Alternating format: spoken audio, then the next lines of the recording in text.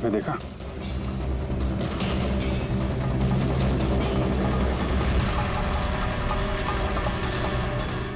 छोटा सा कैमरा। मतलब हम लोग सही जगह पे आ गए हैं। यही वो जगह है जहाँ पे वो फिल्म बनाई जा रही है। कैमरा ऊपर भी है, उस तरफ बैंड है।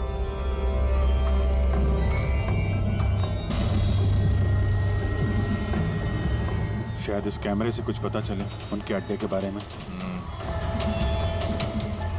नहीं अभिजीत, ये तो हाई एंड वायरलेस कैमरा है। इसके जरिए पता लगाना मुश्किल है कि इसमें जो स्टोर्ड फुटेज है वो कहाँ से ब्रॉडकास्ट हो रहा होगा। और इस जंगल में पता नहीं और कितने कैमरास हैं। देखते हैं, आगे शायद कोई कैमरा मिल जाए जिससे कुछ पता चले।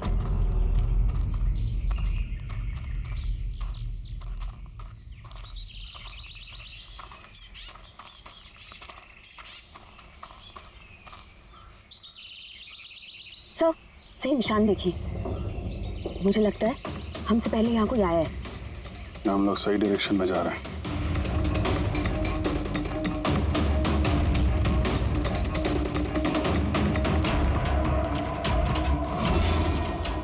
सर ये निशान यहीं तक है सर, इसका मतलब उनका अड्डा यहीं कहीं है।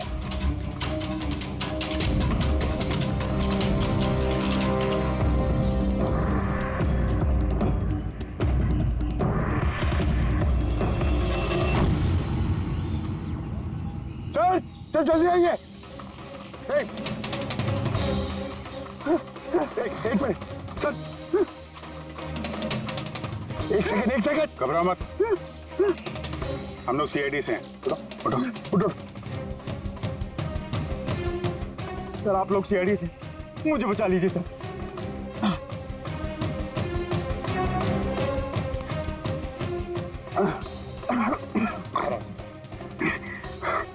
यहाँ फंस कैसे गए तुम? सर मुझे इस जंगल से बाहर निकलने का रास्ता नहीं मिल रहा सर। उस खूनी ने एक एक करके सबको मार दिया। तुम लोग यहाँ आए कैसे? हम शेर टैक्सी में सवार होकर सफर कर रहे थे कि अचानक हमारी गाड़ी पंक्चर हो गई और कार रुक गई। सड़क पर पहले से किसी ने कीले और कांच के टुकड़े रखे हुए थे सर। फिर इसके बाद कुछ लोग आए जिनके चेहरे नकाब से ढके हुए थे और जब तक हम कुछ कर पाते उन्होंने हमें बेहोशी के इंजेक्शन लगा दिए। और जब मुझे होश आया तो मैं इस घने जंगल में था सर।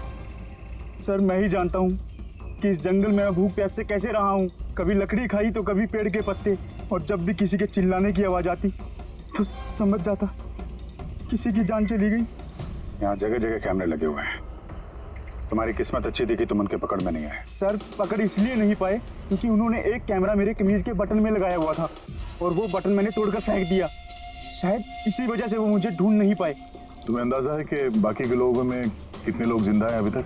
मालूम नहीं सर, पर कल रात जब मैं पेड़ पर बैठा हुआ था मुझे किसी के चीखने की आवाज़ आई थी। न जाने वो उनको घायल कर रहे हैं या फिर जान से मार रहे हैं सर। किस तरफ से आवाज़ आई थी, कौन सी दिशा से, कुछ याद है आपको? मेरे पेड़ इस तरफ, शायद उस तरफ से सर।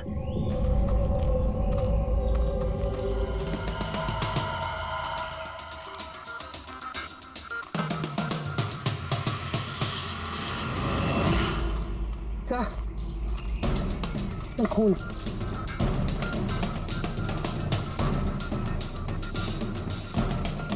तो यहाँ पर भी। इसका मतलब उनमें से कोई घायल है।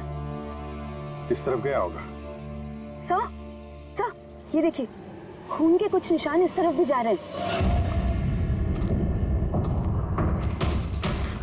इस तरफ भी खून का निशान है और इस तरफ भी है। दोनों तरफ है। दोनों तरफ देखना पड़ेगा। पंकज, पूर्वी, तुम लोग इधर देख लो, हम लोग इधर देख लेते हैं। विनोद, तुम इनके साथ जाओ और हाँ, हर आधे घंटे में अपडेट देते रहना, ठीक है? आप आइए।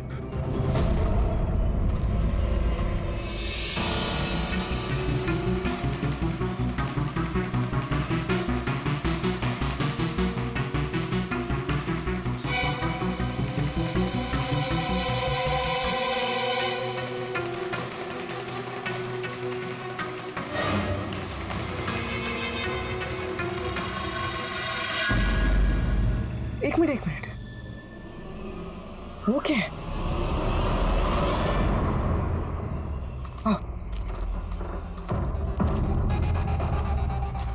घर? शायद घायल विक्टिम ने यहीं पर पनाह ली हो। जंगल के बीच में घर, मगर नक्शे के हिसाब से तो यहाँ कोई घर नहीं था। हो सकता है ऐसे फिल्म बनाने वालों को ऐसी लोकेशंस की जरूरत पड़ती है ताकि उन्हें कोई ट्रैक ना कर सके। हो सकता है उस घर में जो घायल आदमी है वही मुजरिम हो सकता है पंकज, और ये भी हो सकता है कि आगे और भी कैमरास लगे हों। होशियार रहना।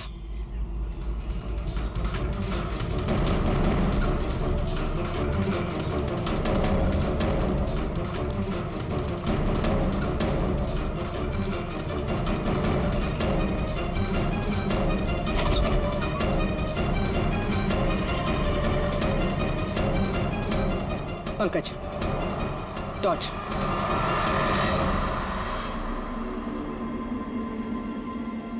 ये घर तो एकदम हिंदी फिल्मों की डरावनी पिक्चरों जैसा। ये देखो, उस घायल विक्टिम को यहीं पर लाया गया है। वो आवाज सुनी? अंदर से आ रही है।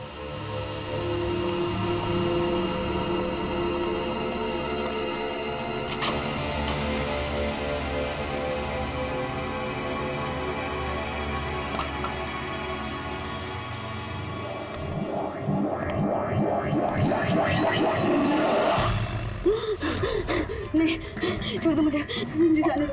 बाहर आओ। मेरे पास मत आना, मैंने कुछ नहीं किया।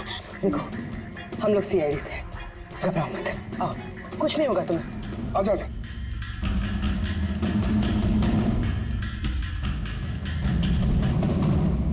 वो यहीं पे, वो यहीं पे। अरे पूर्वी, ये लाइट कहाँ से आ रही है? पंकज, मुझे कुछ दिखाई नहीं दे रहा। अरे पंकज सर, पूर्वी मैम, पंकज सर।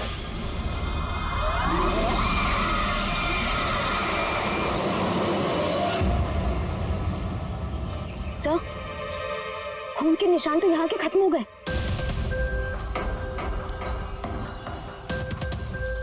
ऐसे कैसे हो सकता है? घायल आदमी अगर यहाँ पर आएगा तो यहाँ से अचानक कैसे गायब हो जाएगा? शायद वो मुजरिमों के हाथ लग गया यहाँ इस पॉइंट पे पहुंचने के बाद। हो सकता है। पता नहीं मोहित के अलावा और कोई है जिंदा कि नहीं। 1 घंटा हो गया तो पूर्वी और पंकज का कोई फोन कॉल नहीं है।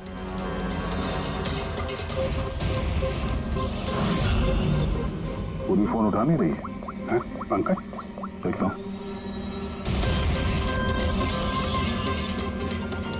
पंकज भी फोन नहीं उठा रहा है। अरे यार, किसी मुसीबत में नहीं है दोनों? चलो चल के देखते हैं। चलो। यहाँ पे खून इस तरफ गए थे।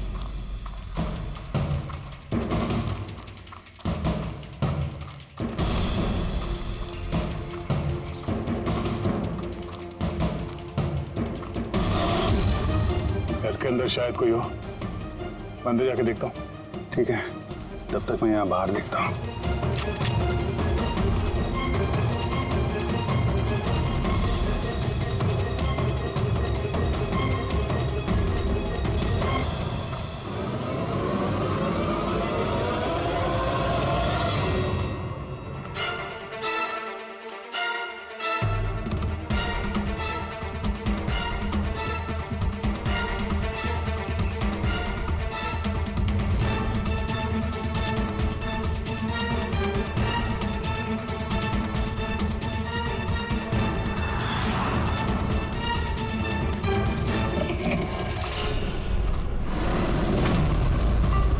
पंकज कब आए?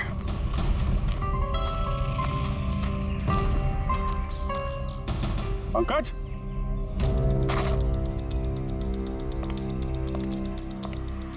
पंकज,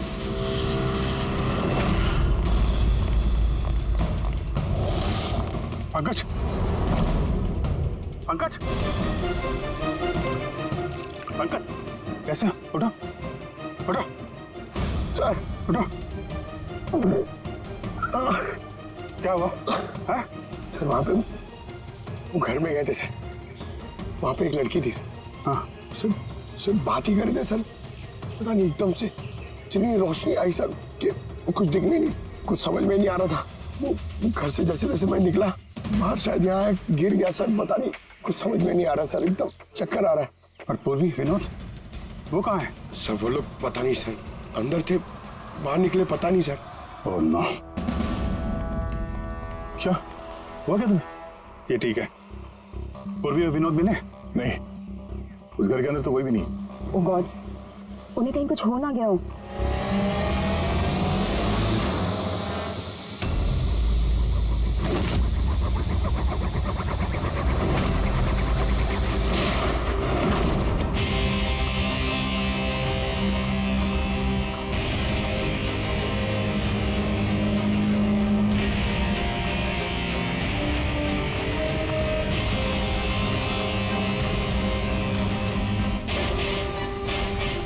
ये सब तो बड़ा मुश्किल होता जा रहा है। हमें वापस जाना होगा। चलो। क्या मतलब? देखो दया, हमें ये नहीं मालूम है कि अपराधियों की तादाद कितनी है, कितने कैमरे लगा रखे हैं यहाँ पे, कितने हथियार हैं उनके पास, ऊपर से हम पे हर वक्त नजर रखे हुए हैं। अभी फिलहाल हम उनसे मुकाबला करने की तैयारी में नहीं है। और पूर्वी, उसे यहाँ पे अकेला छोड़ के चले जाएंगे हम? यार दया देखो, पूर्वी उनके चंगुल में फंस चुकी है। हम उसको बचाने जाएंगे तो हम भी नहीं बच पाएंगे। अभिजीत, क्या हो क्या गया तुम्हें? कुछ याद है सीआईडी में हमें पहले क्या सिखाया था? यही कि सबसे पहले अपने साथी को पीछे मत छोड़ना, चाहे वो जिंदा हो या मर चुका हो। अरे यार, हर लड़ाई रूल बुक के हिसाब से नहीं लड़ी जा सकती। हमें यह भी सिखाया गया था कि प्रेजेंस ऑफ माइंड का इस्तेमाल करना, अलग अलग परिस्थितियों में। आई एम सॉरी, तुम्हारे इस थॉट से मैं एग्री नहीं करता। आई एम सॉरी, तुम्हें जाना है तुम जा सकते हो, बिना पूर्वी के मैं यहाँ इस जंगल से बाहर नहीं जाने वाला। जिद मत करो दया, हमें यह भी नहीं मालूम है कि पूर्वी जिंदा है कि नहीं। अभिजीत, वो एक सीआईडी ऑफिसर है, इतनी आसानी से हार मानने वाली नहीं है। वो बेचारी अकेली लड़ रही होगी उन मुजरिमों से, और अब जब उसे सबसे ज्यादा जरूरत है हमारी, हम स्पीड दिखा के भागेंगे यार। ज्यादा जरूरी यह है कि जो लोग उस गिरोह के कैद में नहीं आए हैं उनको बचाया जाए। और तुम्हें पूर्वी की इतनी परवाह है तो जिद मत करो, मेरे साथ चलो, हम लोग अच्छी प्लानिंग बना के वापस आएंगे। चलो। इसे हो क्या गया सर? अभी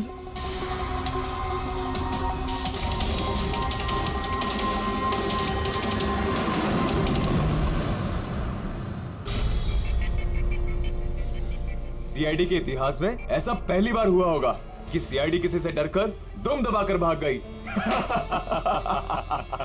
हाँ सर, पहुंच गए आप?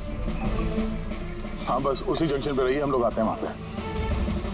अरे सालुके सर, आप यहाँ? मैं यहाँ।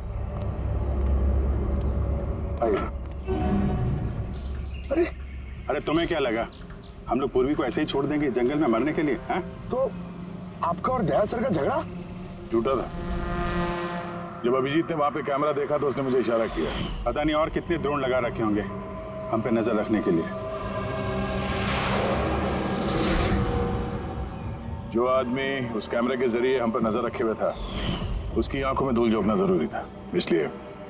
अब वो लोग ये सोच के बैठे होंगे कि हम लोग जंगल से निकल गए, थोड़े रिलैक्स भी हो जाएंगे।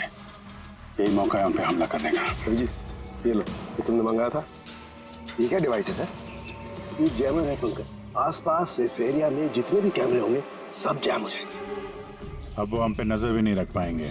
और ये ड्रोन पे जो कैमरा लगा है, इसकी रेंज 7 किलोमीटर सिर्फ।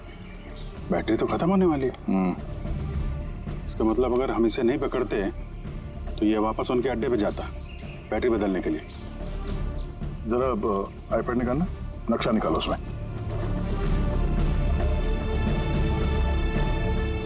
ये वो जगह है जहाँ पे हमें ये ड्रोन मिला था। और इसके पास ही वो बंगलो है, लगता है यही होगा मुजरिम का ठिकाना। तो चलते हैं, चल के आजाद कराते हैं पूर्वी और बाकी जो जिंदा बचे हुए लोग हैं उनको। चलो। नहीं सर, आप मेघना और मोहित आप लोग यहीं पे रुकिए, हम लोग देखते हैं।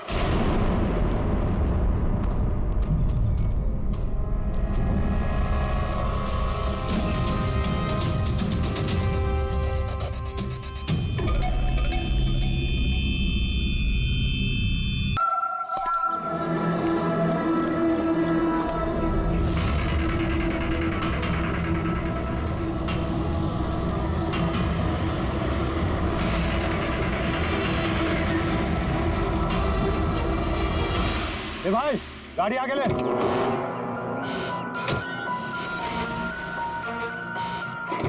बोला ना तुझसे गाड़ी आगे ले तो आगे ले। अरे भाई कैसे आगे लूं, गाड़ी खराब हो गई है ना। प्रॉब्लम बाद में देखना, धक्के मार के आगे लो पहले। बोले आप लोग भी मदद कीजिए। हम क्या मदद करो, तुम जल्दी। इस आदमी को मैं पहचानता हूँ सर, इसका मतलब हमारी इन्फॉर्मेशन एकदम सही है। यानी कि वो रूट नाम का कंप्यूटर हैकर इसी जगह पे होगा। और वो रूट जरूर कोई खतरनाक प्लानिंग कर रहा है सर। चाहे कुछ भी हो जाए उसे जिंदा पकड़ना है, ये जानने के लिए कि उसका मिशन क्या है। और इस मिशन में तुम दोनों साइबर कॉप की आगे भी जरूरत लगेगी। तुम यस सर। यहाँ बाहर गेट पे खड़े रहना। ओके बाहर सर। नजर रखना। चलो।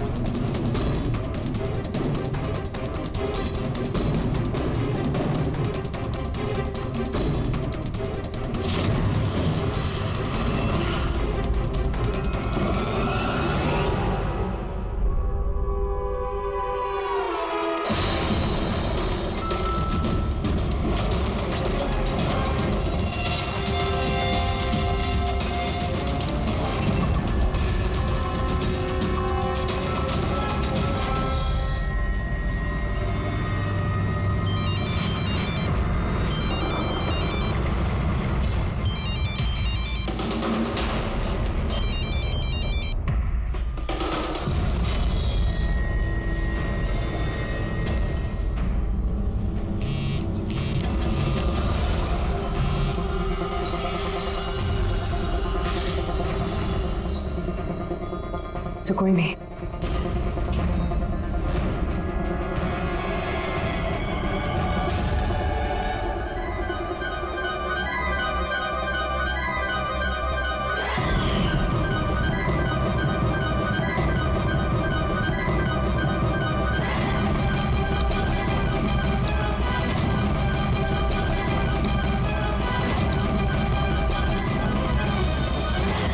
आप रेडी? सर सब जगह देख लिया, यहाँ पे कोई नहीं है। खबर तो गलत नहीं हो सकती, यहीं कहीं होना चाहिए। चलो देखते हैं।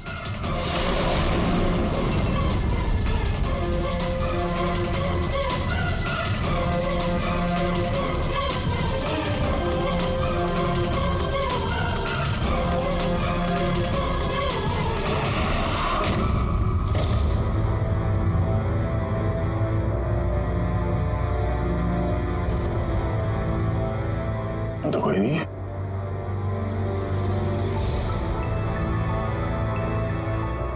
शहर अभी भी गर्म है, लगता है यहाँ पे कोई था अभी। मगर सर एंड मौके पे भाग कैसे निकला? सर हम लोग तो चारों तरफ से बंगले के अंदर घुसे, किसी को बाहर भागते हुए नहीं देखा है।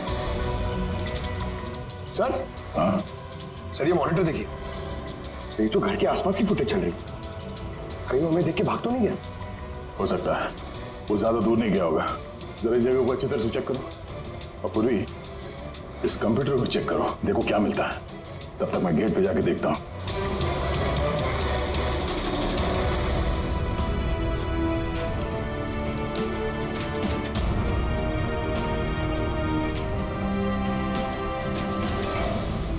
महेश,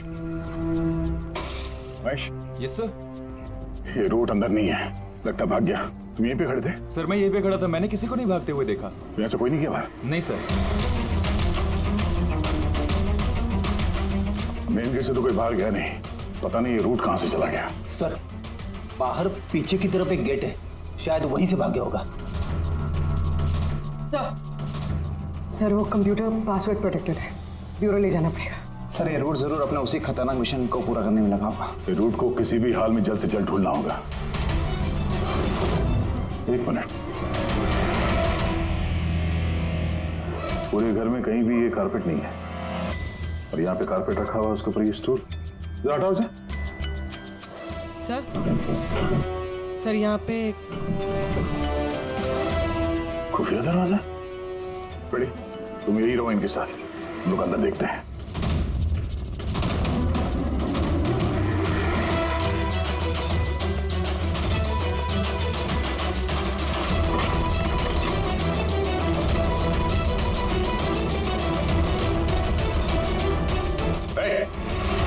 अब अगर अपने बचाव में कुछ कहना चाहती हो तो यही वक्त है।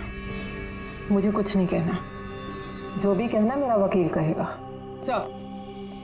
सर हमने इस रूट का कंप्यूटर सिस्टम एक्सेस कर लिया है और इंक्रिप्शन में भी सफल हो गए। कुछ पता चला? हाँ सर इसने पिछले कुछ दिनों में इंटरनेट पे भयानक वीडियोस पोस्ट किए। डार्क वेब पर sir. Actually dark web internet की एक ऐसी काली जगह होती है सर, जहाँ पर हर मुजरिम अपने गैरकानूनी कामों को एक टेक्नोलॉजी की मदद से अंजाम देता है, जैसे हथियारों की तस्करी हो, किडनी की चोरी या फिर किसी को मारने की सुपारी। सर ऐसा कोई भी काम नहीं है जो इस साइट पर नहीं होता है। समझ में ये बात नहीं आती, जब सब कुछ इतने खुले में होता है, सबको पता है, तो इसे रोकने के लिए हम कुछ करते क्यों नहीं? सर ये इतना आसान नहीं है। एक्चुअली इस साइट पर जाने के लिए आपको एक कंप्यूटर सॉफ्टवेयर की जरूरत होती है, जो चुनिंदा हाई प्रोफाइल मुजरिमों के पास ही होता है। जैसे कि ये रूट। Yes sir. और सर जैसे कि हमें पता है कि इस डार्क वेब पे आईपी एड्रेस और यूजर आईडी ये दोनों गुप्त रहते हैं। जरा दिखा कौन सा वीडियो डालें इस रूट ने।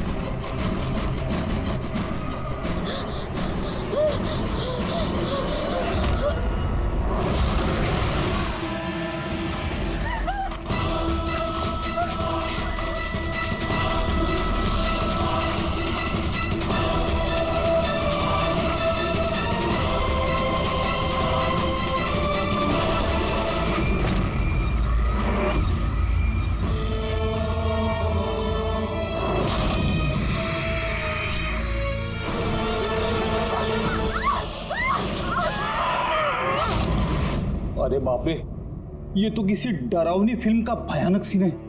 ये सीन क्यों डाला डार्क वेब में? सर ये किसी फिल्म का सीन नहीं है, ये सब असली में हुआ है और किसी हीरोइन के साथ नहीं, बल्कि एक मासूम लड़की के साथ। जहां तक मुझे याद आ रहा है इसे स्नफ फिल्म कहते हैं ना? हाँ सर, बहुत बड़ी इंडस्ट्री है इन वीडियोस की। कौन है ये लड़की? मुझे नहीं पता। तुम जिम्मेदार हो इसकी मौत की? नहीं सर, मैं किसी की मौत की जिम्मेदार नहीं हूँ। मुझे तो बस पैसे दिए गए थे ये वीडियो डार्क वेब पे डालने के लिए, और मैंने बस डाल दिया। किसने दिए पैसे? मुझे नहीं पता। नहीं पता कहने से काम नहीं चलेगा। एक लड़की की जान गई है। सर मेरे यकीन कीजिए, ऑनलाइन पैसे ट्रांसफर किए गए थे मेरे अकाउंट में। किसने किए मुझे कुछ नहीं पता। पता नहीं है तो पता करो। कंप्यूटर की बहुत बड़ी महारथी हो ना, ये पता करना तुम्हारे लिए कोई मुश्किल काम नहीं है। पता करो। अभिजीत, अगर कोई इस तरह का फिल्म बना के अपलोड कर रहा है तो हमें जल्द से जल्द उस तक पहुंचना होगा जो ये मौत का खेल खेल रहा है। एक काम करते हैं, इस लड़की की फोटो सभी पुलिस स्टेशन में भेज देते हैं। एक बार पता चल जाए लड़की कौन है, सारा मामला साफ हो जाएगा।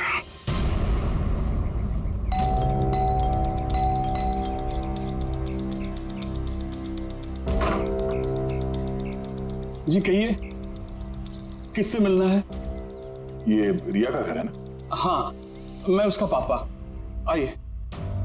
वो हम लोग सीआईडी से हैं। आपके लिए एक बुरी खबर है। आपकी बेटी रिया अब इस दुनिया में नहीं रही।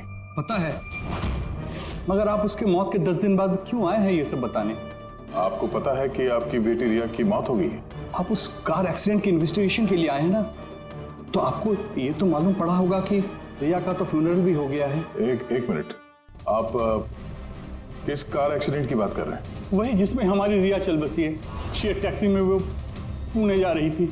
नहीं, रिया की मौत कार एक्सीडेंट में नहीं हुआ है। ये क्या कह रहे हैं आप? एक मिनट, ये रिया है। हाँ, ये रिया ही है। एक्सीडेंट वाले दिन उसने यही कपड़े पहने थे। एक मिनट, सॉरी बाबू, लगता है कुछ कंफ्यूजन है। आप जरा बताइए कि आपकी बेटी रिया का कार एक्सीडेंट कैसे हुआ था? शेयर टैक्सी में वो पुणे जा रही थी, 7 और लोग भी थे उसके साथ। तो रास्ते में उसकी गाड़ी का बड़ा भयानक एक्सीडेंट हो गया। पूरी कार आग की लपटों में झुलस गई। मरने वालों के तो चेहरे तक पहचान में नहीं आ रहे थे। तो आप लोगों ने रिया को कैसे पहचाना? उसके सामान के जरिए बस हमसे पहचान पाए। आपने ये नहीं बताया कि ये फोटो कब की है? वैसे हम लोगों को भी पता नहीं कि ये फोटो कब की है, पर पता चलते ही हम आप लोगों को बता देंगे। लगता है रिया का ये एक्सीडेंट सिर्फ एक दिखावा था, उसकी मौत की असली वजह को छुपाने के लिए। सर, अगर रिया का कार एक्सीडेंट एक दिखावा था, तो वो बाकी के 7 लोग जो उसके साथ गाड़ी में थे, कहीं वो भी रिया की तरह ही तो नहीं मारे गए? हो सकता है। सबके परिवार वालों से मिलना पड़ेगा। किस्मत अच्छी थी हमारी कि जो 7 लोग एक्सीडेंट में मारे गए थे, उनमें से एक का अंतिम संस्कार नहीं हुआ था। देखते हैं डॉक्टर सालुंके इस लाश से क्या सुराग निकाल पाते हैं। वैसे भी लाशें इतनी बुरी तरह से जल गई हैं कि चेहरा पहचान पाना मुश्किल है। भाई तुम लोगों का शक एकदम सही था। ये लाश टोनी की नहीं। लग ही रहा था सर हमें, लेकिन ये कौन है कुछ पता चला? यार ये तो पता नहीं लगा कि ये लाश है किसकी, लेकिन ये पता चला है कि इस आदमी को कैसे मारा गया।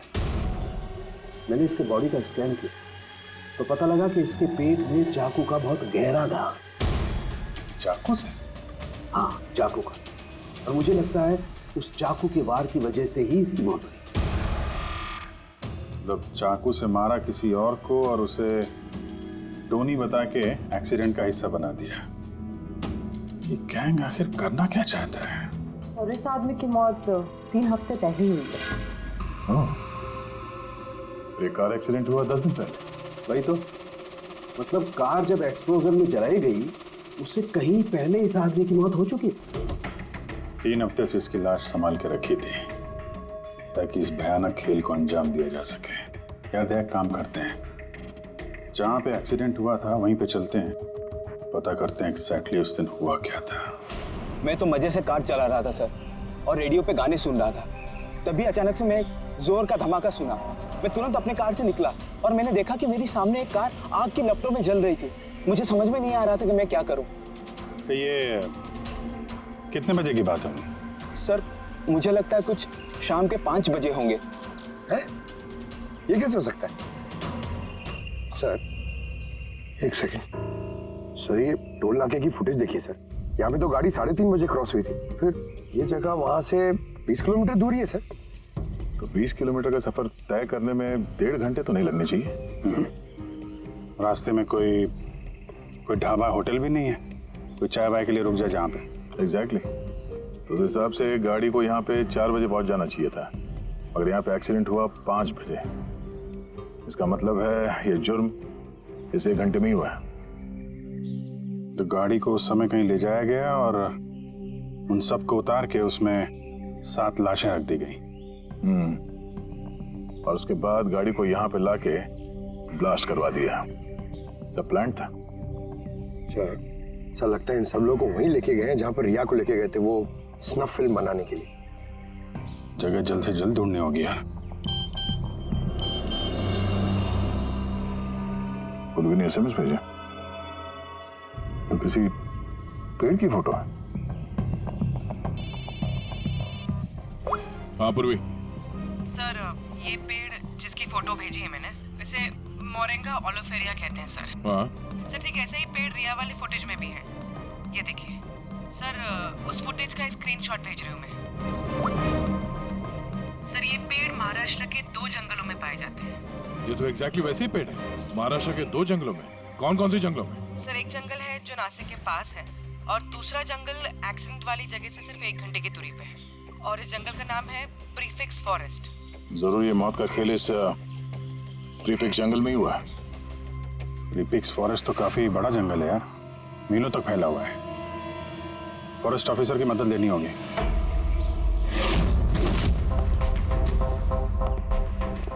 इस जंगल में ये सब हो रहा है, यकीन नहीं होता।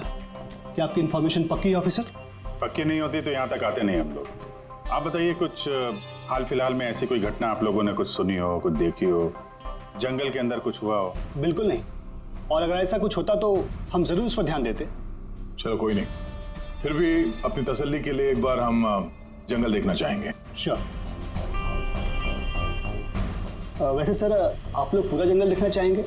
क्योंकि मीलों तक फैला हुआ है ये, इसमें काफी वक्त लग सकता है। नहीं, हम पूरा जंगल नहीं देखेंगे। हमें जंगल का वो हिस्सा दिखाइए जहाँ पे कोई आता जाता नहीं है, क्योंकि अक्सर सुनसान इलाकों में ही जुर्म पनपता है। Okay officers. विनोद, मेघना, इन्हें जंगल के उन इलाकों की दिखाने की जिम्मेदारी आपकी है। ओके? जी सर। Yes sir. सर एक सेकेंड। सर ये देखिए, सर ये जंगल का सबसे घना और सुनसान इलाका है। मेरी समझ से हमें यहीं से शुरू करना चाहिए। ठीक है, देखते हैं।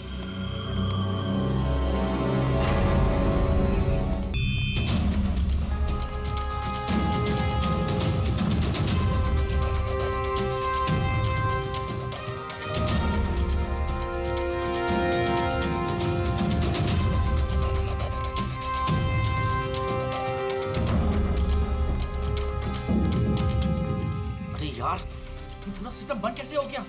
देख तक कुछ जैसे आवाज आ रही है। कैसे हो सकता है पूरा सिस्टम?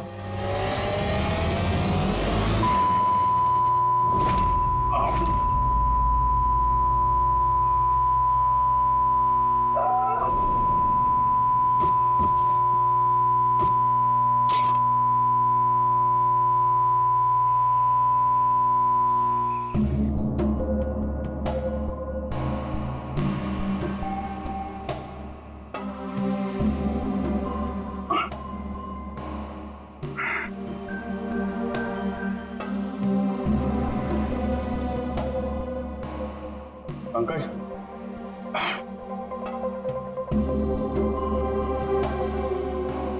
पंकज, हमारे स्वागत की पूरी तैयारी कर रखी थी इन लोगों ने। सर ये लोग अगर हमें मारना चाहते तो पहले ही मार देते। हमें हमें मारते हुए क्या ये फिल्म बनाना चाहते हैं?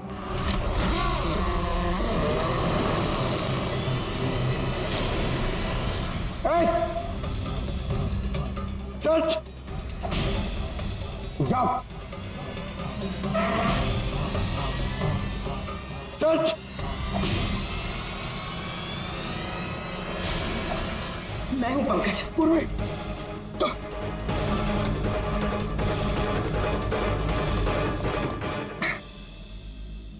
तुम ठीक हो?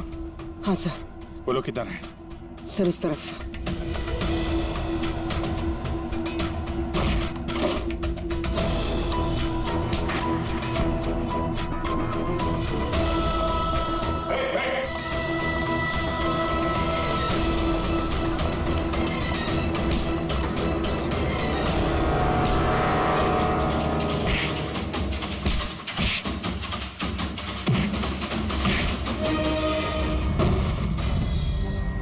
सर चल चल।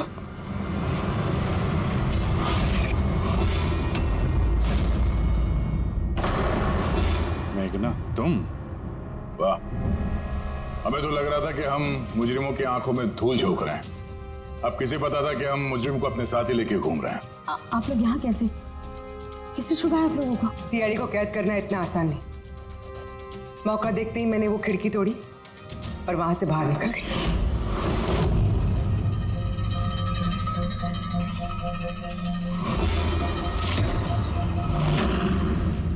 और उसके बाद मैंने उन्हीं लोगों का पीछा किया जिन लोगों को तुमने भेजा था मुझे ढूंढने के लिए। और फिर मैंने उस नकाबपोश आदमी को देखा और उसका भी पीछा किया।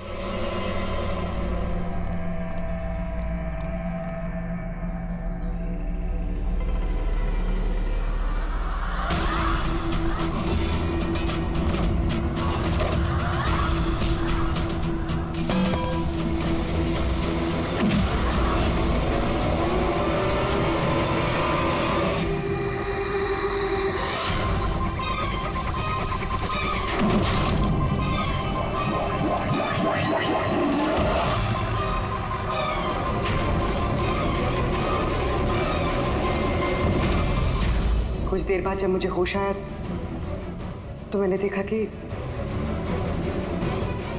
मगर इससे पहले कि मैं बाकी ऑफिसर्स तक पहुंच पाती तुम्हारी उस सोनिक बूम वाली आवाज ने इन्हें बेहोश कर दिया था।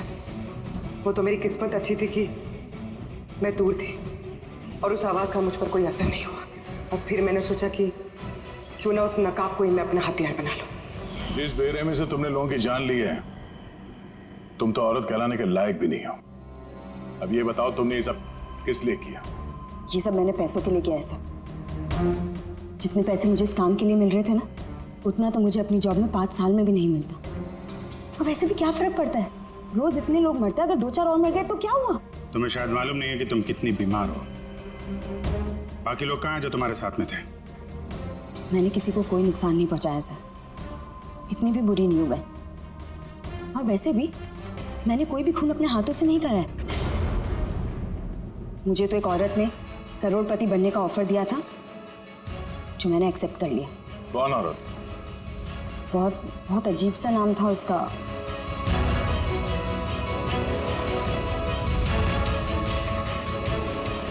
रूट। रूट?